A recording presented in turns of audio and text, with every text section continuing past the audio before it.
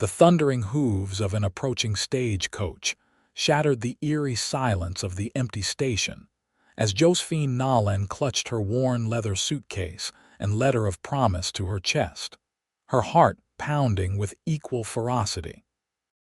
After a journey of over 2,000 miles from Boston, she had finally arrived in Beaver, Utah Territory, a dusty frontier town that would either fulfill her dreams or become the backdrop of her greatest disappointment. It was 1878, and at 22 years old, Josephine, or Josie, as she preferred, had exhausted all prospects in the East. Her parents' passing had left her with mounting debts and diminishing options, until an advertisement in the Boston Herald caught her attention. Respectable rancher seeks bride. Must be hardworking, God-fearing, and of sound constitution. Passage provided. The stagecoach lurched to a stop, sending a cloud of dust billowing across the wooden platform. Josie smoothed her travel-worn dress, a once fine garment of navy cotton that had seen better days, and took a steadying breath as the door swung open. Beaver, Utah Territory. End of the line, the driver called, already busying himself with the mail pouches.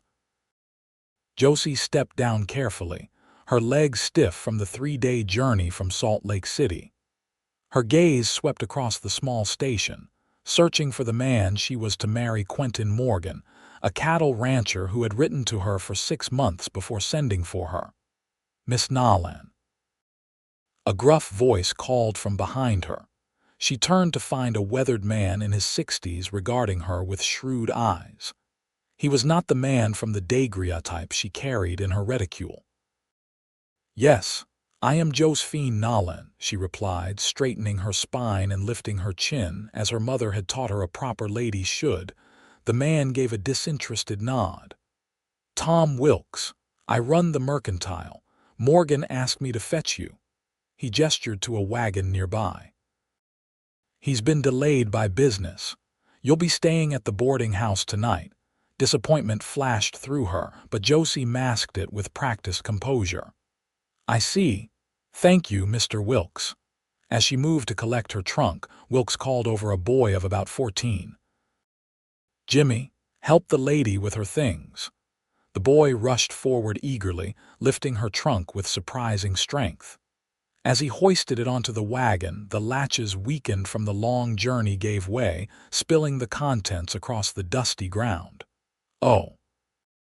Josie gasped, dropping to her knees to gather her meager belongings: a few dresses, undergarments, a worn Bible that had belonged to her mother, a tin of hard candies, and a small wooden box containing her mother's locket and her father's pocket watch. "Ain't much for starting a new life," Wilkes commented, making no move to help. Heat rushed to Josie's cheeks. "It is all I have," she replied with quiet dignity, though inside she felt the weight of every mile she had traveled, every possession she had sold, and every promise she had clung to. The boarding house proved to be a modest 2-story structure with clean, if sparse, accommodations. Mrs. Holly's, a sharp-eyed widow with a perpetual frown, showed Josie to a small room at the end of the hall. "Supper's at 6, the woman informed her curtly. "No gentlemen callers in the rooms. No exceptions, even for fiancés." "Of course," Josie replied, though the thought of Quentin Morgan as her fiancé sent a flutter of anxiety through her stomach. She had exchanged letters with him, yes, but they had never met. She knew only what he had chosen to share: that he owned a cattle ranch outside of town, that he was 30 years old, that he had been married once before his wife died in childbirth along with their infant son. After Mrs. Holly's departed, Josie sank onto the narrow bed, allowing herself one moment of uncertainty before squaring her shoulders. She had made her choice, and there was no going back now. The next morning dawned bright and clear. Josie dressed in her best remaining dress, a powder blue cotton with white lace trim, and pinned her chestnut hair into a neat bun. She had just finished arranging her few belongings when a knock came at her door. Mrs. Holly stood there, thin lips pressed together. "Mr. Morgan's here for you." Josie's heart leaped into her throat. This was at the moment that would determine the course of her future. Gathering her courage, she descended the narrow staircase to the parlor where a tall figure stood silhouetted against the window. He turned as she entered, and Josie's first thought was that the daguerreotype had not done him justice. Quentin Morgan was indeed 30, with a strong, angular face weathered by sun and wind. His hair was a rich brown, lightened by the sun at the ends, and his eyes were a startling shade of green like the sea glass she had once collected along the shores of Massachusetts. "Miss Nolan," he said, his voice deep and steady. He removed his hat, revealing a shock of unruly hair. "I apologize for not meeting you yesterday. There was trouble with rustlers on the North Range." "Mr. Morgan," she replied, offering her hand. "It is a pleasure to finally make your acquaintance." His hand engulfed hers, calloused and warm. "The pleasure is mine." "I trust Mr. Wilkes saw to your comfort?" "Yes, thank you." An awkward silence fell between them, the weight of their arrangement practical, impersonal, born of necessity hanging in the air. "I've arranged for us to be married this afternoon," he said finally. "Pastor Richards has agreed to perform the ceremony at 4. I hope that's acceptable." Josie blinked, startled by the abruptness of his announcement. "So soon?" A flicker of something uncertainty crossed his face. "I thought it best not to delay. The ranch needs tending and—" He cleared his throat. "Of course, if you'd prefer to wait, no," Josie interrupted, then colored at her boldness. "That is, I have come all this way for this purpose. There is no sense in delay." Morgan nodded, seemingly relieved. "Good, then I'll call for you at 3:30. He hesitated, then added, "There's something else. I've arranged for you to visit with Mrs. Peterson before the ceremony. She runs the dress shop. I thought you might want something new for the occasion." Josie's cheeks warmed further. Was her worn dress so obviously inadequate? But the gesture, while awkward, was not unkind. "That is very thoughtful, Mr. Morgan." "Quentin," he corrected. "If we're to be married, you should use my given name." "Quentin," she repeated softly. "And I am Josie." His lips curved into the barest hint of a smile. "Josie," he said, as if testing the name. "I'll see you this afternoon, Josie." After he departed, Josie found herself trembling slightly. It was happening so quickly. A new husband, a new life, a new beginning she had both longed for and feared. Mrs. Peterson proved to be a cheerful woman in her 50s with clever hands and a kind smile. "Mr. Morgan said to outfit you properly," she said, bustling around her small shop. "Not just a wedding dress, mind you, but a complete wardrobe. He was quite insistent." Josie's eyes widened. "That is very generous." "He's a good man," Mrs. Peterson said, measuring Josie's waist with practiced efficiency. "Keeps to himself mostly since Elizabeth passed. 5 years now, but grief leaves deep tracks in a man like him." By 3 o'clock, Josie found herself the owner of a simple but elegant wedding dress of cream-colored silk with delicate embroidery at the bodice, along with 3 everyday dresses, 2 skirts, 4 shirtwaists, a Sunday dress, and the promise of more to be delivered to the ranch later in the week. As Mrs. Peterson helped her into the wedding dress, Josie caught sight of herself in the mirror, a stranger with flushed cheeks and bright eyes, poised on the precipice of a new life. "You look lovely, my dear," Mrs. Peterson said softly. "Like a proper bride." Josie swallowed hard. "I never thought I would marry like this," she admitted.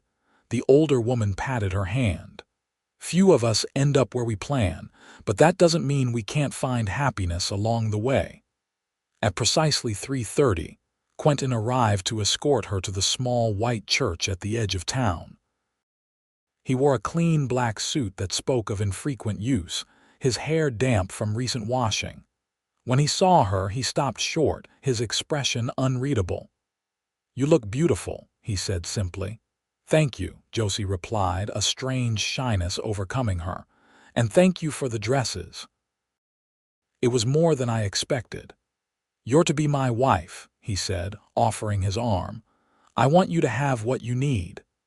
The ceremony was brief and sparsely attended, just Mrs. Peterson, Mr. Wilkes, the pastor, and his wife.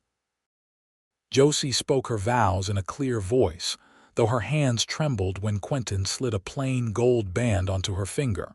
His own hands, she noticed, were steady and sure. "I now pronounce you man and wife," Pastor Richards declared. "Mr. Morgan, you may kiss your bride." Quentin's eyes met hers, seeking permission. Josie gave a slight nod and he leaned forward, pressing a chaste kiss to her lips, brief, gentle, and carrying the promise of more. Afterward, they shared a small meal at the hotel dining room before departing for the ranch. As they drove away from town in Quentin's wagon, Josie beside him on the seat with her suitcase at her feet, she couldn't help but wonder what awaited her at her new home. "It's not much," Quentin said, as if reading her thoughts. 20 acres of good grazing land, a decent house. I built it myself, added to it over the years. It's solid." "I'm sure it's lovely," Josie replied politely, though her stomach knotted with anxiety. The sun was setting when they crested a hill and Josie got her first glimpse of Morgan Ranch. A 2-story house of weathered wood stood proudly against the backdrop of rolling hills, a large barn and corral to one side, a vegetable garden visible to the other. Smoke curled invitingly from the stone chimney. "Mrs. Larson from town comes by twice a week to help with cleaning," Quentin explained as he helped her down from the wagon. "She was here today to prepare for your arrival." The interior of the house was surprisingly comfortable, plain but well-crafted furniture, clean floors, a large stone fireplace in the main room. A staircase led to the upper floor, where Josie assumed the bedrooms would be. "Would you like to see the rest?" Quentin asked, setting her suitcase down. "Yes, please," Josie replied, struggling to maintain her composure. This was real now, this house, this man, this life she had chosen sight unseen. Quentin showed her the kitchen with its large cast-iron stove and well-stocked pantry, the dining room with a table that could seat 8, his study with shelves of books that surprised her, and finally, upstairs, the bedrooms. "This is your room," he said, opening a door to reveal a pleasant chamber with a large bed, a dresser, a washstand, and windows that looked out over the hills.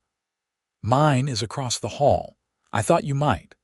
That is, I assumed you'd want your privacy until you're more comfortable." Relief and something like disappointment mingled in Josie's chest. "That is considerate of you," he nodded, a hint of color touching his cheekbones. "I'll bring up your trunk and the packages from Mrs. Peterson." He hesitated, then added, "You must be tired from the day's events." "I'll leave you to rest." Left alone, Josie sank onto the edge of the bed, emotions washing over her in waves. She was married now, to a man she barely knew, in a place far from everything familiar. It was what she had agreed to, what she had wanted, an escape, a fresh start, but now that it was here, she felt overwhelmed by the reality of it. A soft knock at the door roused her from her thoughts. Quentin stood there with her trunk and the packages from the dress shop. "I thought you might want to unpack," he said, setting everything down carefully. His eyes fell on her old suitcase, its worn leather patched in places, the brass fittings tarnished with age.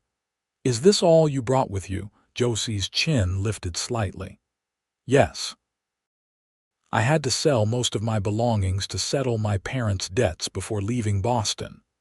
Something flickered in his eyes, not pity but understanding. He crossed to where she sat and, to her surprise, knelt before her, taking her hands in his. "Josie," he said, his voice low and earnest. "I know this isn't easy, marrying a stranger, coming to a place you've never seen. I want you to know that I intend to be a good husband to you. I can't promise that life here will always be easy, but I can promise that you'll never want for anything I can provide." Tears pricked at Josie's eyes, but she blinked them away. "Thank you, Quentin. I intend to be a good wife to you as well." He smiled then, a true smile that transformed his serious face, lighting his green eyes. "I have no doubt of that." He rose and moved to the door, then paused. "Supper will be ready in about an hour. Come down when you're ready." After he left, Josie opened her suitcase, carefully removing the few treasures she had managed to keep: her parents' Bible, the tin of candies, the wooden box with her mother's locket and father's watch. Each item carried memories, hopes, dreams that had sustained her through the long journey west. She had just placed the last item on the dresser when the suitcase's false bottom, where she had hidden her small savings, came loose in her hand. Josie stared at the empty compartment, confusion turning quickly to horror as she realized her money was gone, all $57 that she had scraped together from selling her piano, her books, her mother's silver. A wave of dizziness washed over her. Without that money, she had nothing, no safety net, no means of independence if this marriage proved to be a mistake. She was entirely dependent on the stranger downstairs, a man she had known for less than a day.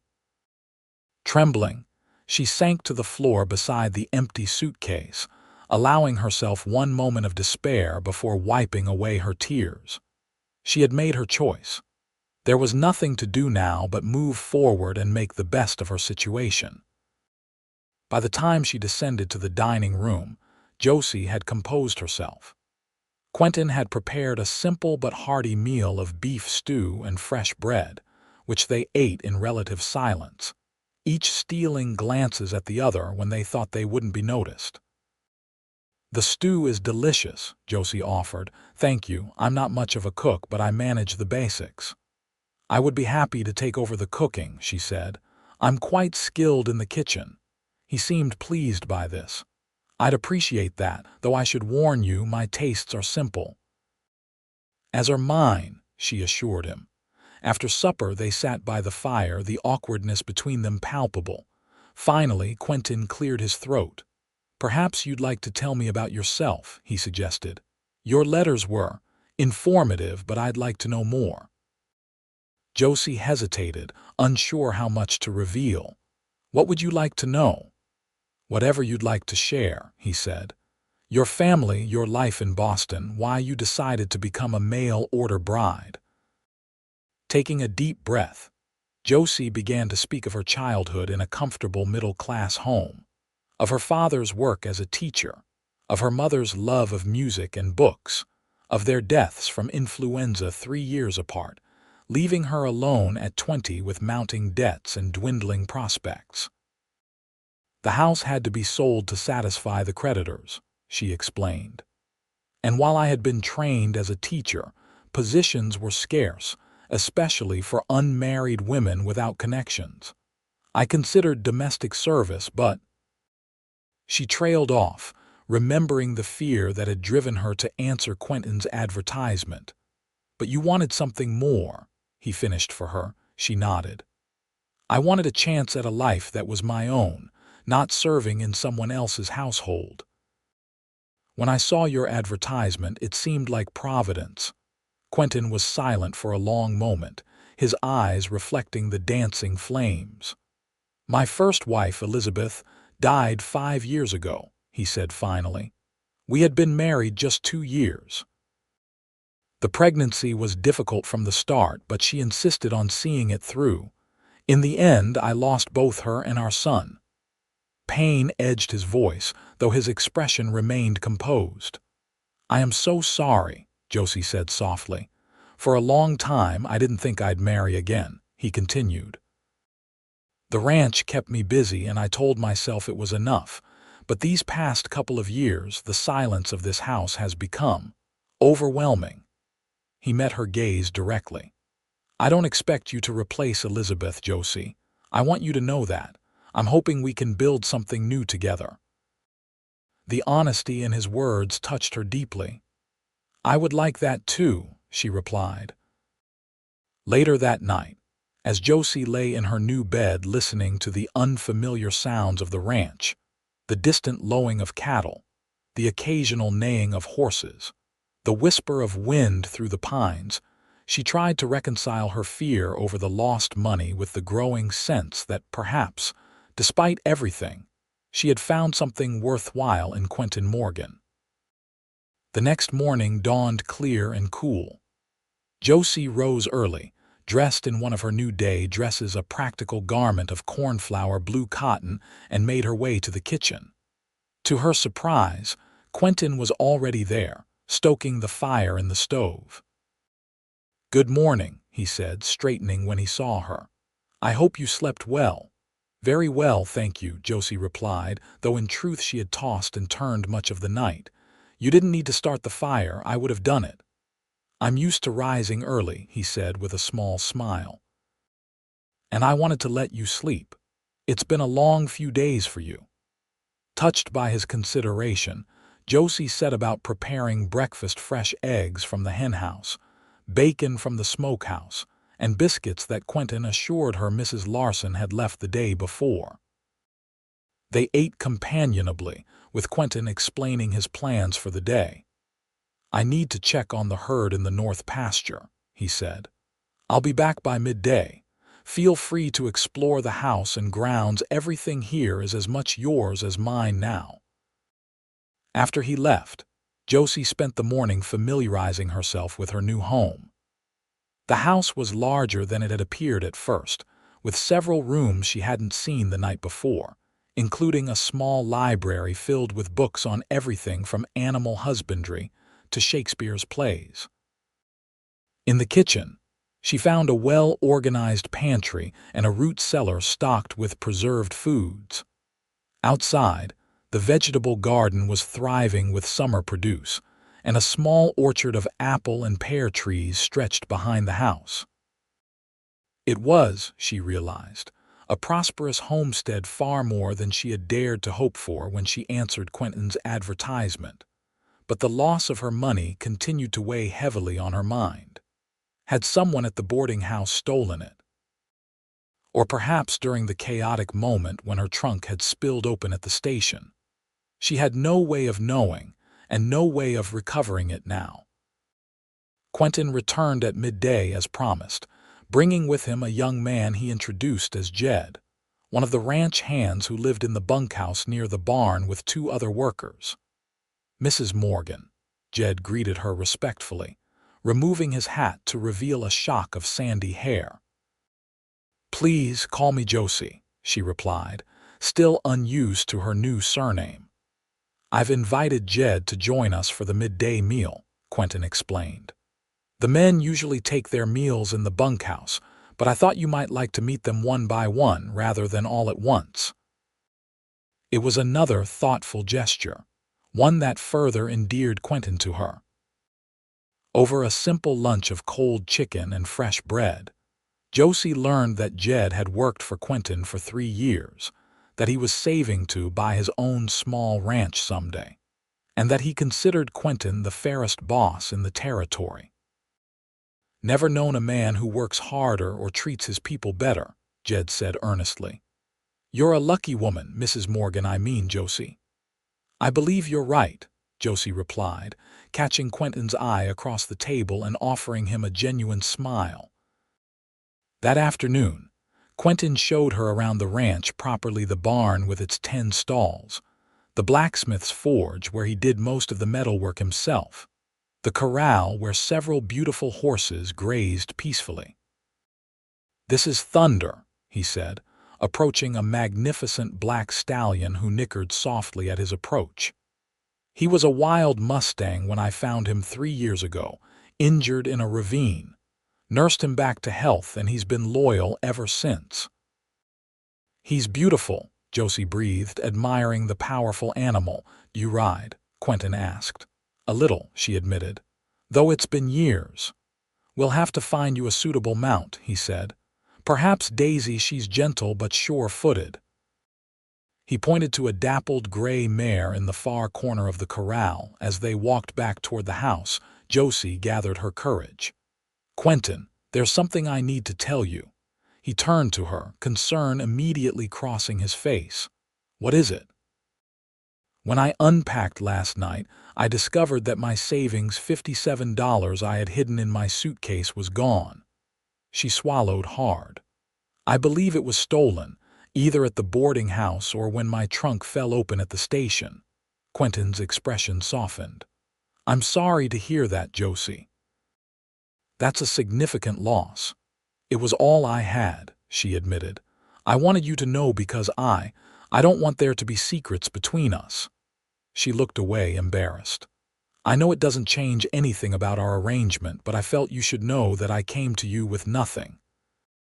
To her surprise, Quentin reached out and gently turned her face back toward his. "You didn't come with nothing, Josie. You came with yourself, your courage, your intelligence, your willingness to start anew in a place you'd never seen, with a man you'd never met. That's worth far more than $57.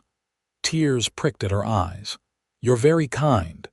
"It's not kindness," he said firmly. "It's the truth. Now let's go inside and I'll show you where I keep the household money. As my wife, you should have access to it for whatever you need." That evening, as they sat on the porch watching the sunset paint the western sky in brilliant oranges and pinks, Josie felt a tentative peace settling over her. This wasn't the life she had imagined for herself growing up in Boston, but perhaps it could become a life she would choose freely, given the chance. "Penny for your thoughts," Quentin said, breaking the comfortable silence between them. Josie smiled. "I was just thinking how different everything is here. The sky seems bigger, the air clearer." "It grows on you," he replied. "I came west when I was 20, working as a hand on a cattle drive. Never intended to stay, but something about this land gets under your skin." "I can see why," she said softly. "It's beautiful." His gaze lingered on her face. "Yes, it is." The days fell into a gentle rhythm as Josie adjusted to life at Morgan Ranch. She took over the cooking and most of the household management, grateful for the purpose it gave her days. Mrs. Larson still came twice a week to help with the heavier cleaning, but increasingly, Josie found herself capable of handling the household tasks. Quentin, true to his word, proved to be a considerate husband. Each evening, they would share supper and then spend time together by the fire reading, talking, or simply enjoying each other's company in comfortable silence. He never pressured her for more intimacy than she was ready to give, though sometimes she caught him looking at her with a warmth that made her cheeks flush. A month after her arrival, Quentin announced at breakfast that he needed to drive into town for supplies. "Would you like to come along?" he asked. "Mrs. Peterson mentioned she has those fabric samples you requested for new curtains." "I'd love to," Josie replied, pleased at the prospect of an outing. Though she had grown comfortable at the ranch, she had not returned to town since their wedding day. The drive into Beaver was pleasant, with Quentin pointing out landmarks and sharing stories of the early days of the settlement. In town, they stopped first at the Mercantile, where Mr. Wilkes greeted Josie with considerably more warmth than he had on her arrival. "Mrs. Morgan, you're looking well," he said. "Ranch life agrees with you." "Thank you, Mr. Wilkes," she replied. "It does indeed." After the Mercantile, they visited Mrs. Peterson's shop, where Josie selected fabrics for new curtains and a tablecloth. As they were leaving, Mrs. Peterson pulled her aside. "You seem happy, my dear," she said quietly. Josie smiled. "I am. Quentin is a good man. I'm glad to hear it. Not all mail-order marriages turn out so well." The older woman patted her hand. "You deserve happiness after all you've been through." As they were walking back to the wagon, a commotion erupted from the saloon across the street. A man staggered out, clearly intoxicated, followed by a harried-looking woman in a faded dress. "Jacob, please," the woman pleaded. "Let's just go home. Leave me be, woman." The man snarled, shoving her roughly aside. Without hesitation, Quentin strode across the street, positioning himself between the man and the woman. "That's enough, Delaney," he said firmly. "Go sleep it off." The man, Delaney, sneered. "Mind your own business, Morgan. What I do with my wife ain't your concern. When you put hands on a woman in public, you make it everyone's concern," Quentin replied, his voice level but carrying an unmistakable edge. "Now go home, or I'll have Sheriff Tanner escort you there." For a tense moment, Josie feared Delaney would become violent, but something in Quentin's stance, confident, unyielding, made the man think better of it. With a final glare, he stumbled away, muttering curses under his breath. Quentin turned to the woman. "Mrs. Delaney, are you all right?" She nodded, though her lip trembled. "Yes, thank you, Mr. Morgan. He's not usually like this. It's just, times have been hard. If you need help, you know where to find me," Quentin said gently. As they drove back to the ranch, Josie found herself viewing her husband in a new light. "That was very brave," she said. Quentin shook his head. "It wasn't bravery, just decency. No man has the right to treat a woman that way, wife or otherwise. Still, many men would have looked the other way." He was quiet for a moment. "My father was like Delaney, quick to anger, quicker to raise his hand. My mother suffered for years before consumption finally took her. I swore I'd never be that kind of man." "You're not," Josie said softly. "You're nothing like that." That night, for the first time, Josie did not retire to her separate bedroom. Instead, when Quentin rose to bid her good night, she reached for his hand. "I would like to stay with you tonight," she said, her voice steadier than she felt. "If you want me to." The look in his eyes, a mixture of surprise, desire, and tenderness, made her heart skip. "Are you certain?" he asked. "Yes," she replied simply. "I am your wife, and I would like to be your wife in all ways." Their first night together was gentle and awkward and beautiful, as Quentin showed her with actions what he had been telling her with words and gestures, that he respected her, valued her, and increasingly cared for her deeply. Afterward, as she lay in his arms, Josie felt a contentment she had never known before. This man, this place, this life, it wasn't what she had dreamed of as a girl, but it was becoming something she couldn't imagine living without. "Quentin," she whispered, unsure if he was still awake. He murmured, his breath warm against her hair. "I'm glad I answered your advertisement." His arms tightened around her. "So am I, Josie, more than I can say." As summer faded into autumn, life at Morgan Ranch continued to flourish. Josie and Quentin settled into a comfortable routine, their initial awkwardness giving way to a deepening bond. Each day brought new discoveries about each other.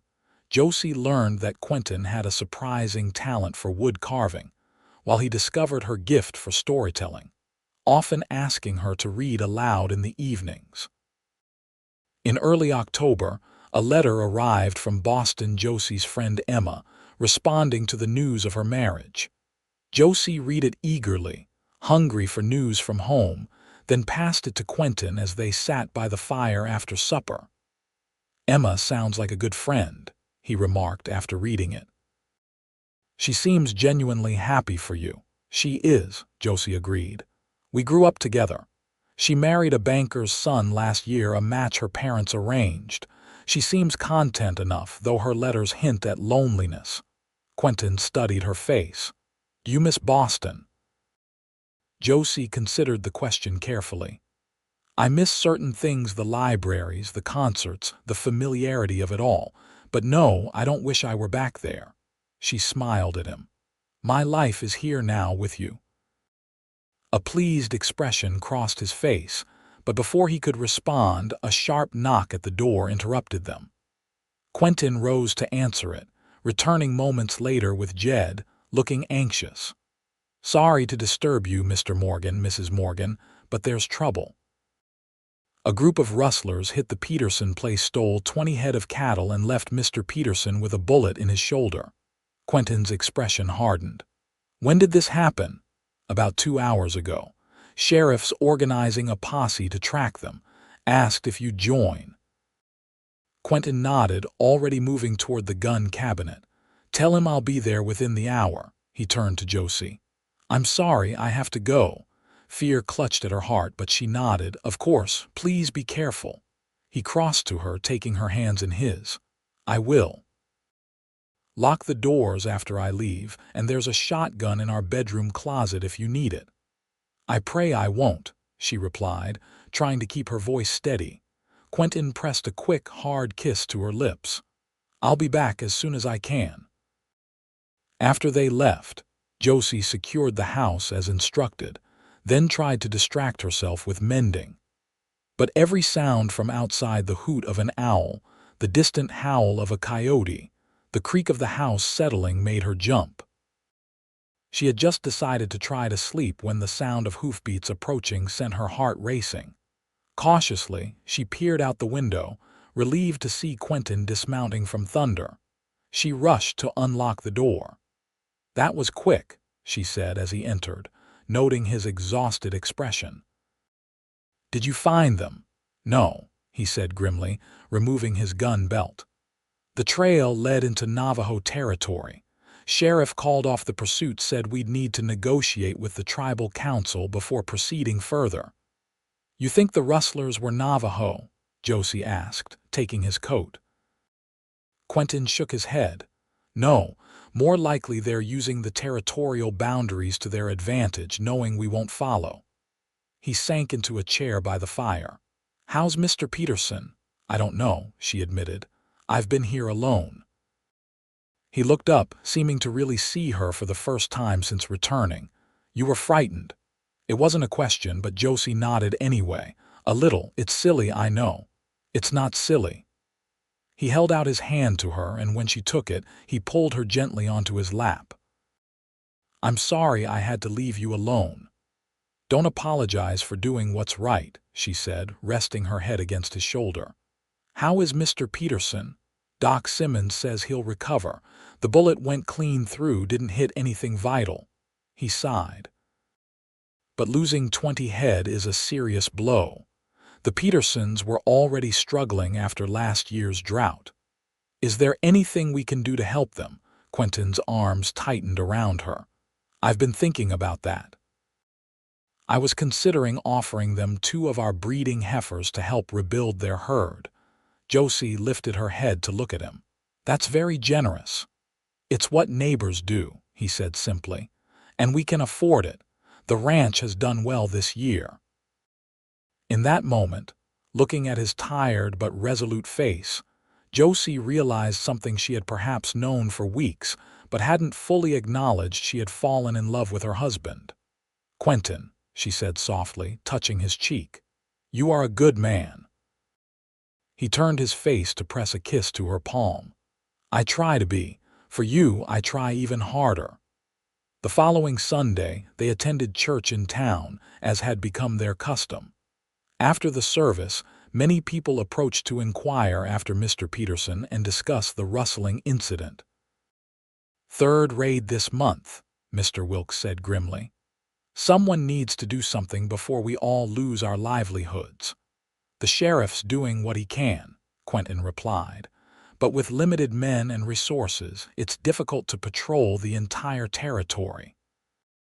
"What we need is to organize our own patrol," suggested another rancher, Henry Davis. "Take shifts watching the boundaries of our properties." "That might work," Quentin acknowledged. "I'd be willing to commit one of my hands to the effort." As the men continued their discussion, Josie noticed a woman standing slightly apart from the group, Mrs. Delaney, the woman Quentin had defended outside the saloon. She was sporting a fading bruise on her cheekbone that she had attempted to conceal with powder. Excusing herself, Josie approached her. "Mrs. Delaney, I'm Josephine Morgan. We haven't been properly introduced, but I saw you in town a few weeks ago." The woman nodded, her eyes downcast. "I remember. Your husband was very kind. Would you care to join us for Sunday dinner?" Josie asked impulsively. "My husband and I would be pleased to have your company." Mrs. Delaney looked startled. "Oh, I couldn't possibly. Jacob wouldn't. That is, we have plans." "Another time, perhaps," Josie said gently, understanding the unspoken refusal. "The invitation remains open." Mrs. Delaney offered a small, grateful smile. "Thank you, Mrs. Morgan. That's very kind." On the drive home, Josie shared her concerns about Mrs. Delaney with Quentin. "Isn't there something that can be done to help her?" Quentin sighed. "Sheriff Tanner has spoken to Delaney multiple times, but without Mrs. Delaney herself being willing to bring charges, his hands are tied. And she won't leave him. She has no family, no means of supporting herself." "It's a terrible situation," Josie said, distressed. "It is," Quentin agreed. "All we can do is let her know she has somewhere to turn if she ever decides she's had enough." The rustling problem continued to grow over the next few weeks, with 3 more ranches targeted. Quentin began taking shifts on the community patrol, often spending entire nights away from the ranch. Josie worried for his safety, but supported his decision, knowing how important it was to protect not just their livelihood but that of their neighbors. It was during one of these nights, with Quentin away on patrol, that Josie was awakened by a frantic pounding on the door. Heart racing, she grabbed the shotgun from the closet before cautiously approaching the front door. "Who is it?" she called. "Mrs. Morgan. It's Lou Ann Delaney. Please, I need help." Josie quickly unbolted the door to find Mrs. Delaney on the porch, her face bloodied, clutching a small bundle to her chest. "Oh my God," Josie gasped, ushering the woman inside. "What happened?" "Jacob," Mrs. Delaney sobbed. "He was drinking again, got it in his head I was planning to leave him. I tried to explain I wasn't, but he wouldn't listen. Started hitting me. I managed to grab Lily and run." She looked down at the bundle in her arms, a sleeping child of perhaps 3 years, mercifully unaware of the night's horrors. "You did the right thing coming here," Josie assured her, leading her to the kitchen. She quickly lit the lamps and put water on to boil. "Let me clean those cuts, and then we'll figure out what to do next."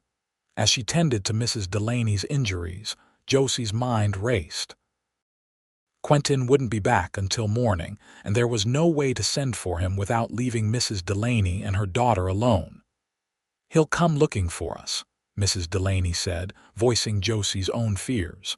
"When he sobers up enough to realize we're gone. He always does." "He won't find you here," Josie said firmly. "And if he does, he'll have to deal with me first." She patted the shotgun she had propped against the table.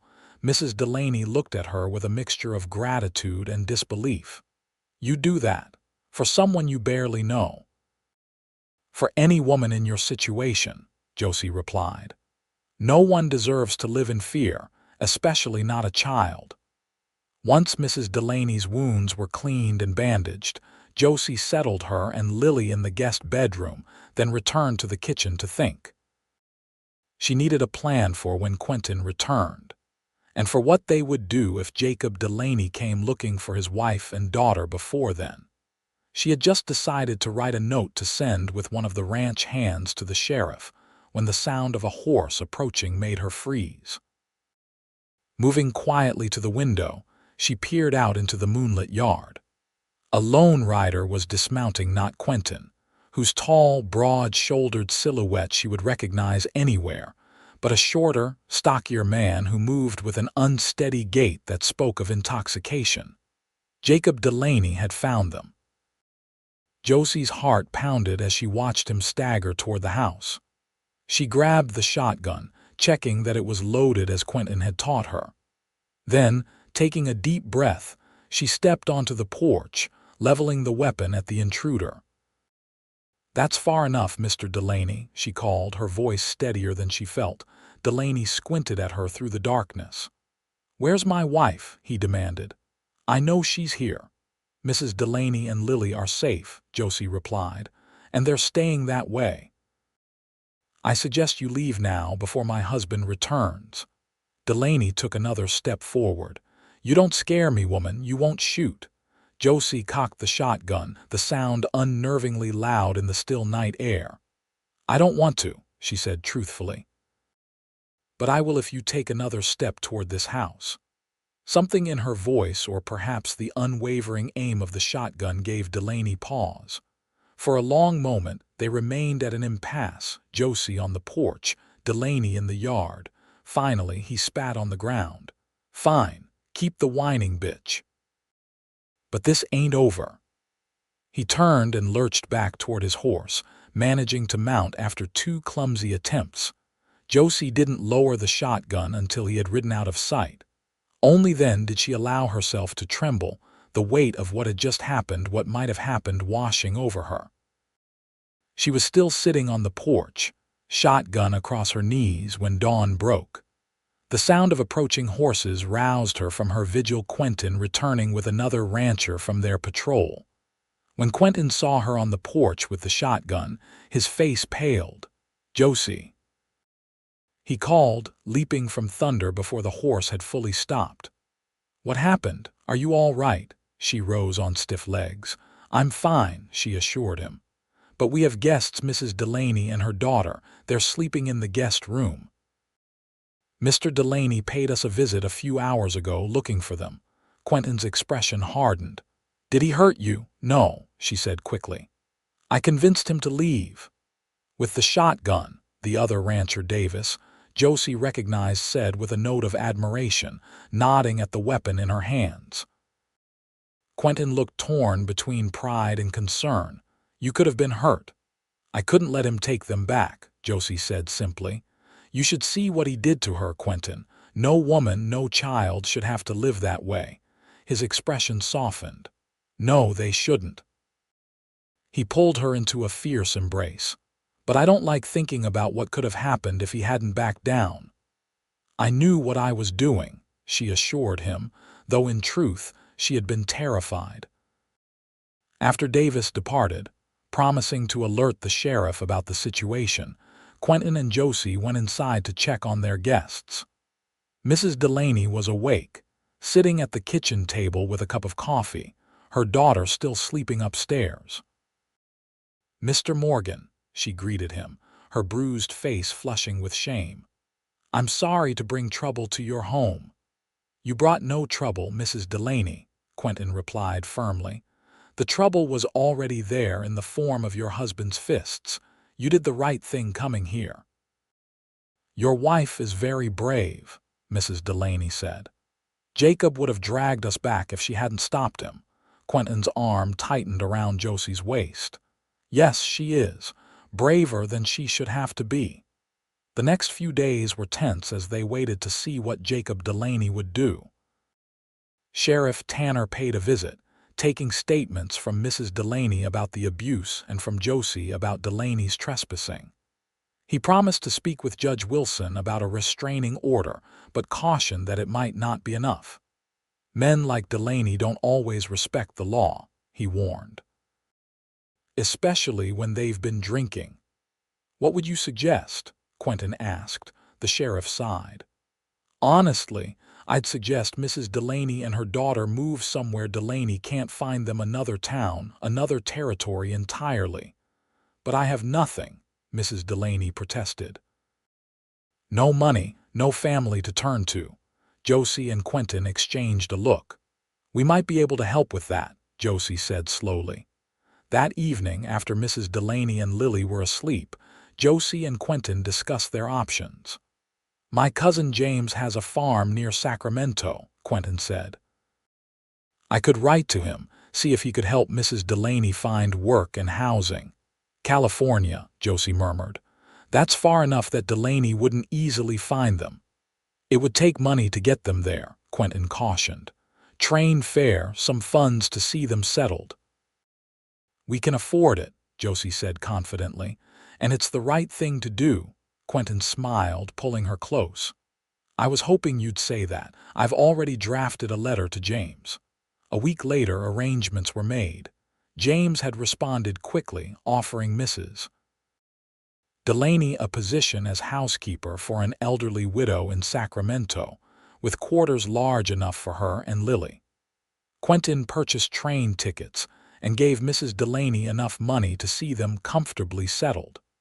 "I can never repay your kindness, Mrs. Delaney said tearfully as they said goodbye at the train station in Cedar City. "Live well," Josie replied, embracing her. "Be happy. That's repayment enough." As they watched the train pull away, Quentin slipped his arm around Josie's waist. "You've changed since you arrived," he observed. "You were so tentative then, so uncertain." "Was I?" she asked, leaning into him. "You were. Now look at you facing down drunken brutes with shotguns, arranging new lives for desperate mothers." Josie laughed softly. "I suppose I have found my courage here, with you." The rustling problem reached a crisis point in late November, when Henry Davis's entire herd, 60 head of prime cattle, was stolen in a single night, and Davis himself was shot while trying to defend his property.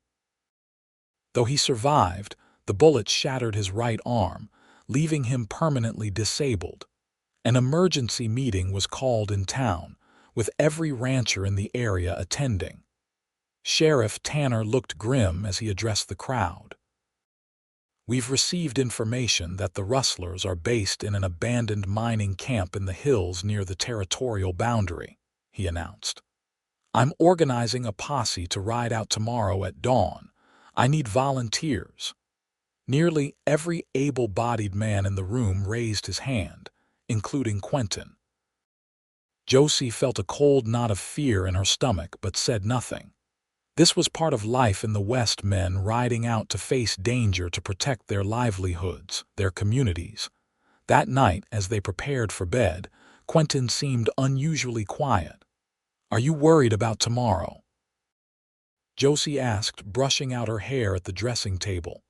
"Not for myself," he replied, coming to stand behind her. His eyes met hers in the mirror. "For you, if anything were to happen to me." "Don't," she said quickly. "Nothing will happen," he smiled faintly. "I hope not. But if it did, you should know that the ranch is yours. I've made sure the papers are in order.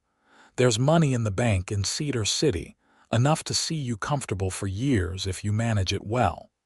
Josie turned to face him. "I don't want the ranch or the money, Quentin. I want you to come home safely." "I intend to," he promised, drawing her to her feet and into his arms. "But I needed you to know that you would be secure, no matter what." She pressed herself against him, suddenly desperate to memorize every detail of him: the solid warmth of his chest, the steady beat of his heart beneath her ear, the woodsy scent that clung to his skin. "I love you," she whispered, the words spilling from her lips for the first time. "Please come back to me." His arms tightened around her. "I love you too, Josie, more than I ever thought possible." He tilted her face up to his. "And I will always come back to you, always." They made love with a tender urgency that night, each touch, each kiss weighted with the knowledge of what morning would bring. Afterward, Josie lay awake long after Quentin had fallen asleep, watching the rise and fall of his chest, praying silently for his safety. The next morning arrived cold and clear. Josie rose before dawn to prepare a hearty breakfast for Quentin and the 3 ranch hands who would be joining the posse. As they ate, she busied herself packing food for their journey, keeping her fears carefully hidden behind a calm facade. When it was time for Quentin to leave, he pulled her aside for a private goodbye. "I'll be back in a few days," he promised. 3 at most." Josie nodded, unable to speak past the lump in her throat. She reached up to straighten his bandana, a gesture that had become habit over their months together. "I love you," she managed finally. "And I love you." He kissed her deeply, then turned to Mount Thunder. "Keep the shotgun close," he called as he rode away. The next 3 days were the longest of Josie's life. She threw herself into work, cleaning the house from top to bottom, baking enough bread to feed an army, mending every piece of clothing she could find that needed repair. But nothing could distract her from the constant worry that gnawed at her. On the afternoon of the third day, just as the sun was beginning to set, she heard hoofbeats approaching. Heart racing, she rushed to the porch, praying it would be Quentin. It was Sheriff Tanner, his expression somber as he dismounted. Josie felt the world tilt beneath her feet. "Mrs. Morgan," the sheriff began, removing his hat. "No," Josie whispered. "Please, no, he's alive," Tanner said quickly. "But he's been hurt. Doc Simmons is tending to him at his office in town. I came to fetch you." Relief washed over her, quickly followed by fresh fear. "How bad is it?" "Bullet caught him in the side," Tanner explained. "Lost a fair amount of blood, but the doc thinks he'll pull through if infection doesn't set in." Josie was already moving, grabbing her shawl and the medical kit she kept ready. "I'll saddle Daisy," she said. "Can you wait for me?" "Of course," the sheriff replied. "And Mrs. Morgan? We got them, the rustlers, all 5 of them, either dead or in custody. It's over." The ride into town was a blur.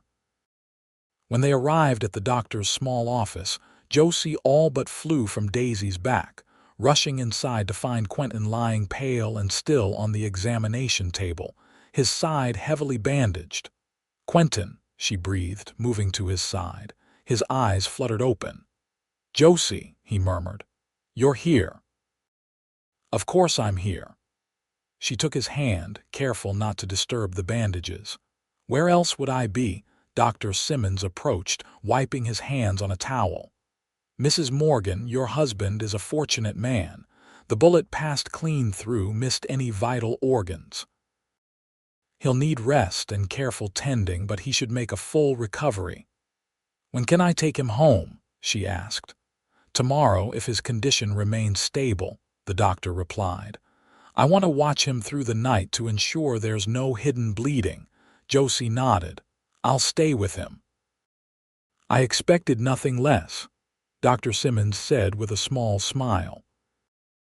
That night, as she kept vigil beside Quentin's bed in the small room behind the doctor's office, Josie reflected on the journey that had brought her here from a desperate young woman with nothing but a worn suitcase and fading hopes, to a woman who had found not just security, but love, purpose, and a strength she hadn't known she possessed. When Quentin stirred, reaching weakly for her hand, she leaned forward to press a kiss to his forehead. "Rest," she murmured. "I'm here." "I promised I'd come back to you," he whispered. "Yes, you did." She smoothed his hair back from his face. "And I never doubted you would." The next day, Quentin was well enough to be moved, and Josie arranged for him to be transported home in Davis's wagon, which the rancher had insisted they borrow. Once back at the ranch, she settled Quentin in their bedroom, establishing herself as his nurse with a quiet determination that brooked no argument from him. "You're enjoying this a little too much," he grumbled on the third day, when she refused to let him get out of bed to check on the herd. "Enjoying watching my husband recover from a gunshot wound?" "Hardly," she replied, fluffing his pillows with perhaps more force than necessary. "But I am enjoying the rare opportunity to have you follow my instructions for once." His lips twitched with suppressed amusement. "I always follow your instructions." "Oh, what about the time I told you not to ride out in that thunderstorm, and you came back soaked to the bone with a chill that kept you in bed for a week?" "That was different," he protested. "I was worried about the new calves." "Hum," she murmured skeptically, but her eyes were soft with affection. "The calves are fine now, and Jed is perfectly capable of checking on the herd. You, Quentin Morgan, are staying in that bed until Dr. Simmons says otherwise." He caught her hand as she turned to leave. "Lie with me a while," he asked, his voice gentling. "I've missed holding you." How could she refuse such a request? Josie carefully arranged herself beside him, mindful of his injured side. "Better," Much, he sighed, his arm coming around her shoulders. After a moment, he spoke again. I've been thinking, Josie, about the future. Oh, she prompted when he fell silent. Yes, these past few days, while I've been lying here with nothing to do but think, I've realized how quickly life can change, how easily I could have left you alone. His hand tightened on her shoulder. I don't want to waste any more time. Josie lifted her head to look at him. What do you mean? His green eyes were serious, intent. I want to build a family with you, Josie, if that's something you want too. Joy bloomed in her chest, warm and bright. It is, she said softly, very much. Relief and happiness washed over his face.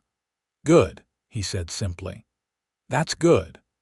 As winter descended on Morgan Ranch, Quentin's wound healed steadily. By Christmas, he was up and about, though still under strict orders from both Dr. Simmons and Josie not to overexert himself. They celebrated the holiday quietly, exchanging simple gifts, a new pair of leather gloves from Josie to Quentin, and from him to her, a beautiful music box that played a waltz she recognized from her Boston days. How did you find this? She asked, tears pricking her eyes as the familiar melody filled the room. I wrote to your friend Emma, he admitted. Asked her what might remind you of home. She mentioned you loved to dance to this particular waltz at society balls. Josie carefully set the music box on the table and held out her hand to him. Dance with me.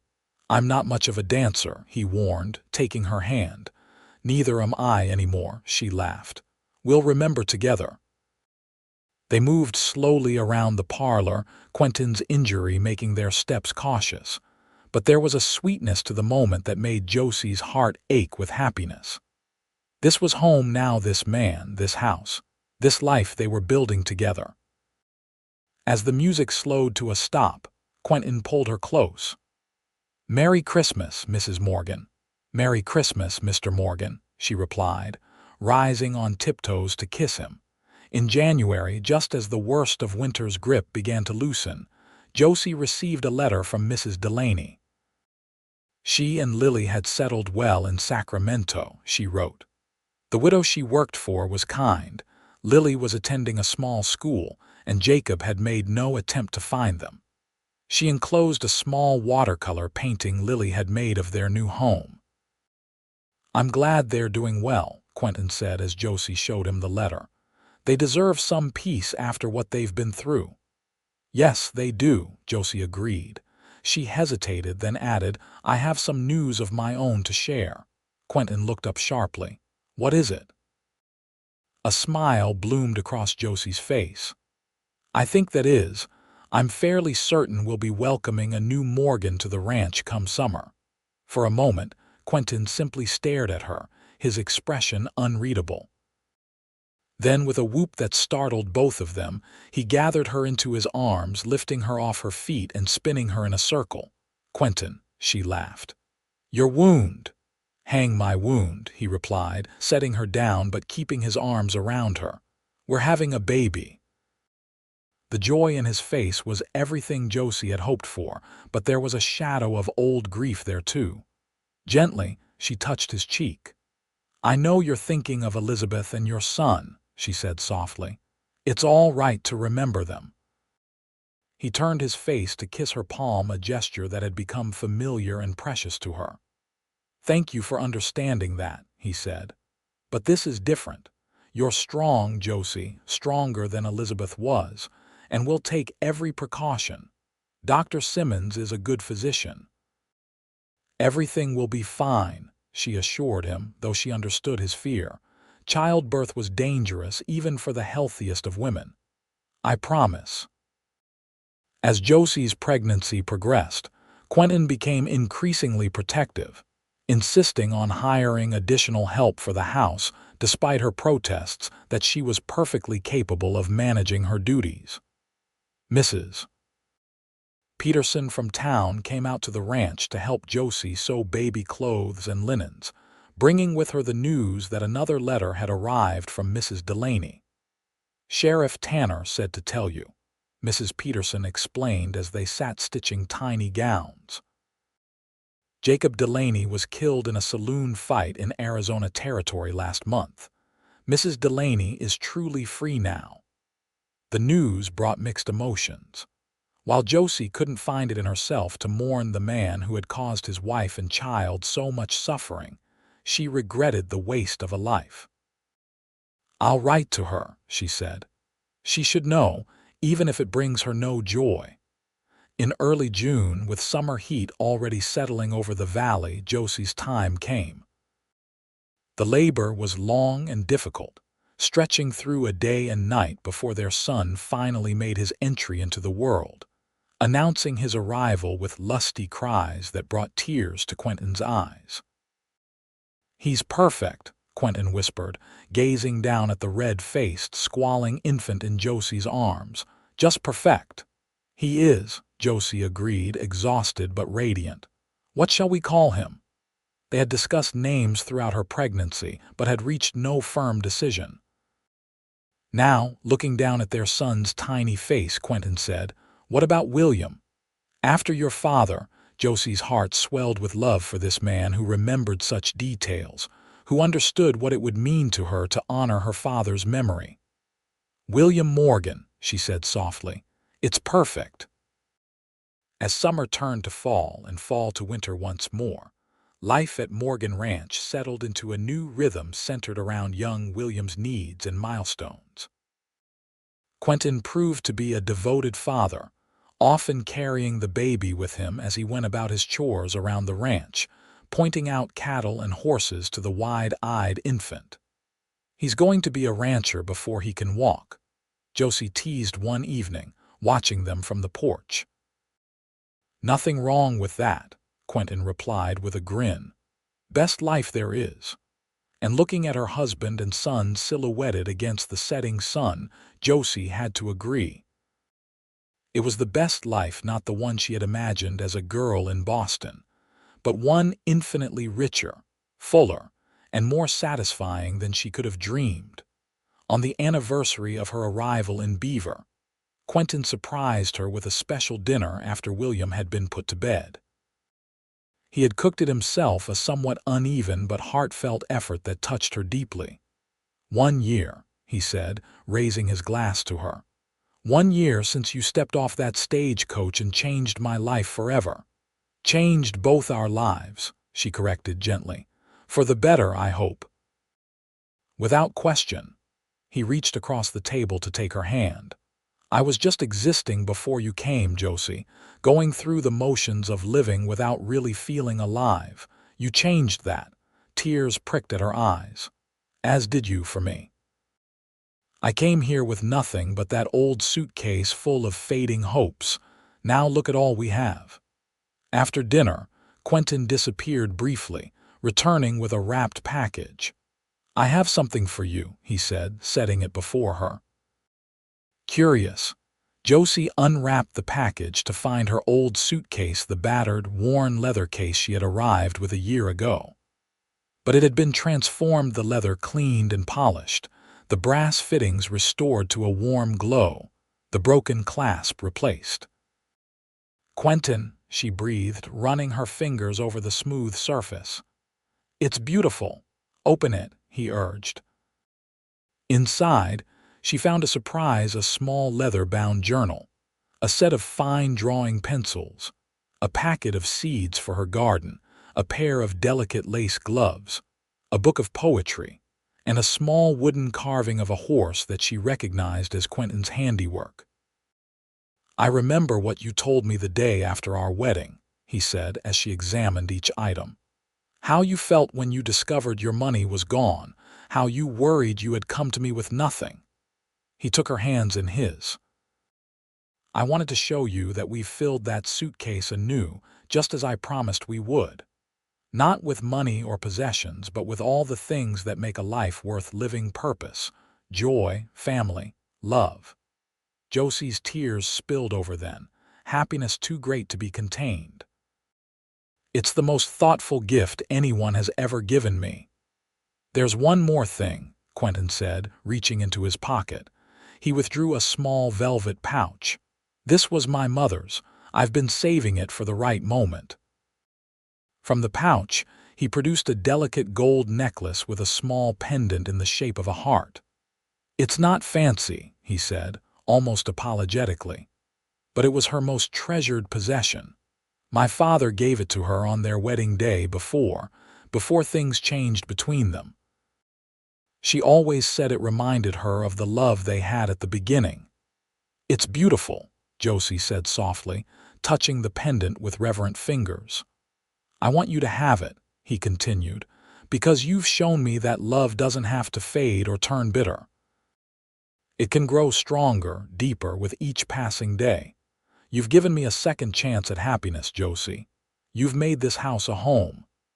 As he fastened the necklace around her neck, Josie felt a profound sense of completion. From the moment she had stepped off that stagecoach a year ago, uncertain and afraid, to this moment of absolute belonging, it had been a journey of discovery, courage, and love. "Thank you," she whispered, turning in his arms. "For the necklace, for the suitcase, for everything."